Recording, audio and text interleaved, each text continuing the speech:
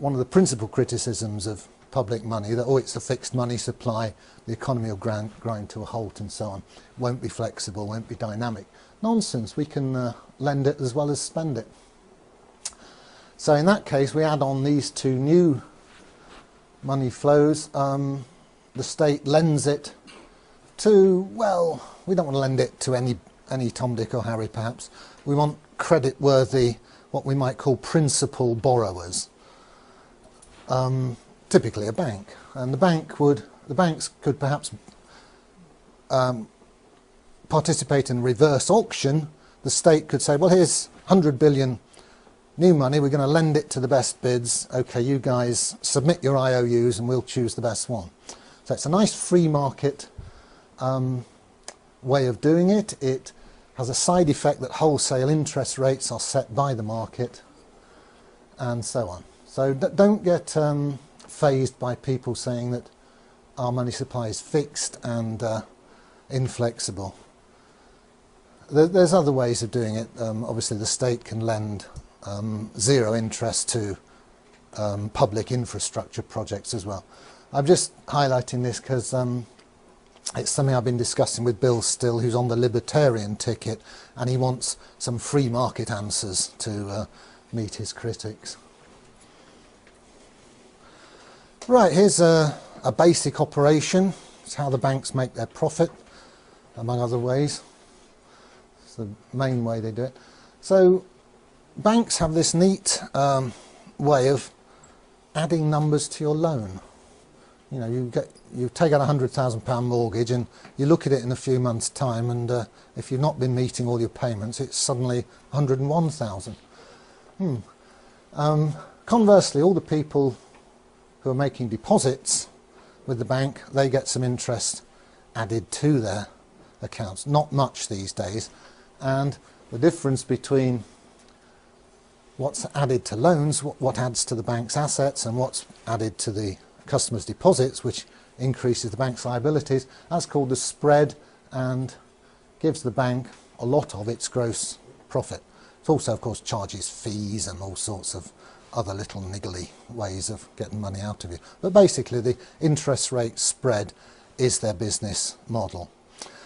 The bank, as we've seen, have operating costs, same as everybody else, leaving a net profit.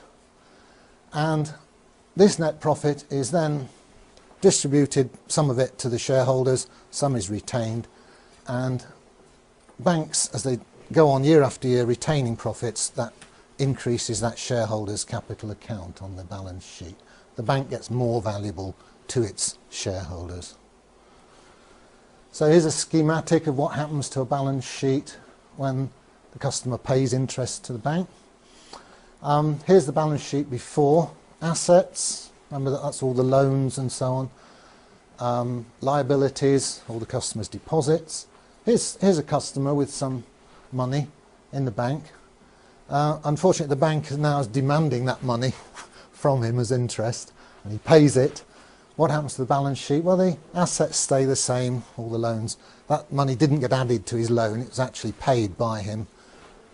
Where does it go? Well, schematically it ends up in the shareholders' capital account here, which grows by that amount. Other liabilities stay the same. Obviously it goes through, in formal real-world accounting, it will go through the profit and loss account, but profit and loss accounts are regularly reconciled into the balance sheet. So we can say schematically that this charge on the customer, the interest, is ending up, to a first approximation, as shareholders' capital. And remember, if you wind the bank up, this is perfectly spendable money. Yeah. Conversely, it's just when the bank pays a little bit of interest to a customer, well, here's the shareholders' capital account, and it shrinks, and the customers get some new money. That's a liability to the bank. So it's just the opposite of the previous slide.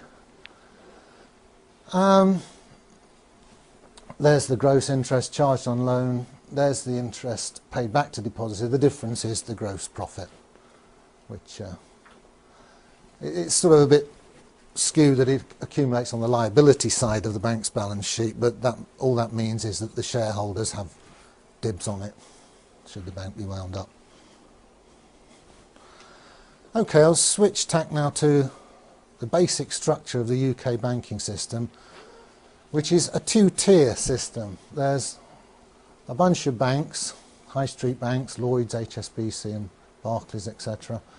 And the customers interface with those commercial banks. We deposit our money there and we take loans from them. Each of those banks has its own reserve account at the Bank of England, the central bank. As we'll see, the numbers here that the banks have on their asset side have different qualities to the numbers here, the ones we get to use, or renter currency. We can't get our hands on the stuff there, unfortunately, although we own it, the bank.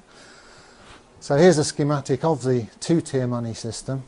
Here's us out here in the economy using what are called broad money numbers. Those ones that have been lent into existence, they're just called broad money. There's a lot more of them than what's called the base money, which circulates between the banks. Goes from one reserve account to another within the computers at the Bank of England. So, interesting points. The causality goes that way. We do all our business, run our economy, and then at the end of each day, behind the scenes, the banks do interbank settlement using these base money numbers. And very interestingly, there's no crossover between, there's no direct crossover between the circulation of these base money numbers between the banks themselves and the circulation of the broad money numbers which you and I get to use. That curtain puts a barrier between them. There are ways, there are conduits between the two.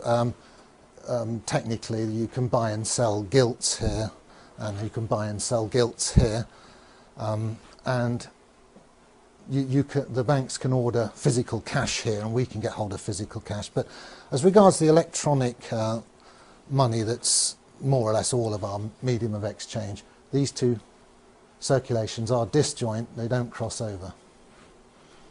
Mike Black is going to explain this more fully this afternoon, or later this morning, later anyway.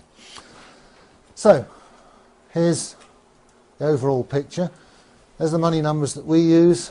They come in and out of circulation as loans are taken out and repaid. Ambiguity, are they money or credit? Well, you can always have a good argument about that. To all intents and purposes, they're money. And they circulate with great complexity as we do our business. And then basically at the end of each business day, the huge number of money transfers of this sort of broad money is settled by net transfers of this sort of base money. As I said, there's far fewer of these base money numbers. They're internal to the banking system, and crucially they're issued debt-free by the Bank of England. It's been doing quite a lot of that lately with quantitative easing. The more money numbers you have in this part of the system, the more easily the banks can settle their differences at the end of each day, because they don't always actually transfer the numbers to each other. Sometimes they have to lend them to each other, and of course then you've got to trust that the bank you're lending to is going to pay you back, and if they look a bit shaky, you're a bit more reluctant to lend to them. So it's quite complicated what goes on here, the inner workings of the system. I like to think of it like this. Because of the disconnect between the two circulations, we're almost moving to a system where we the people, the users, get to use these funny money numbers, and the guys running the system are settling up between themselves at the end of each business day using these other numbers. And there's getting to be such a disconnect between them, they might as well be using Smarties to settle up, because their game is to make a very good living by making the rest of us use their funny money numbers. And we gradually, since the Second World War, we've moved incrementally into this, what's now a scam. I think I'll leave it there then and take questions.